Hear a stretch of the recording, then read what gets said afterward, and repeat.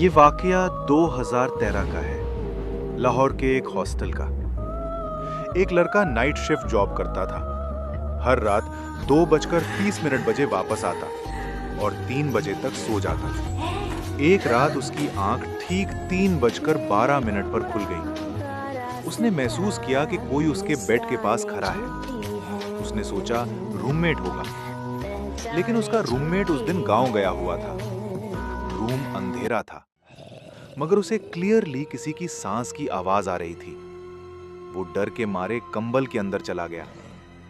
5 minute बाद हिम्मत करके बाहर देखा, कोई नहीं था। सुबह जब वो उठा, उसके बेड के पास फ्लोर पर गिले पांव के निशान थे और वो सीधा वॉशरूम तक जा रहे थे। हॉस्टल के सीसीटीवी चेक किए गए। उस रात 3:10 से 3:20 तक कैमरा बिल्कुल ब्लैक था। सबसे अजीब बात, उस दिन के बाद वो लड़का कभी नाइट शिफ्ट से वापस नहीं आया। उसने हॉस्टल ही छोड़ दिया।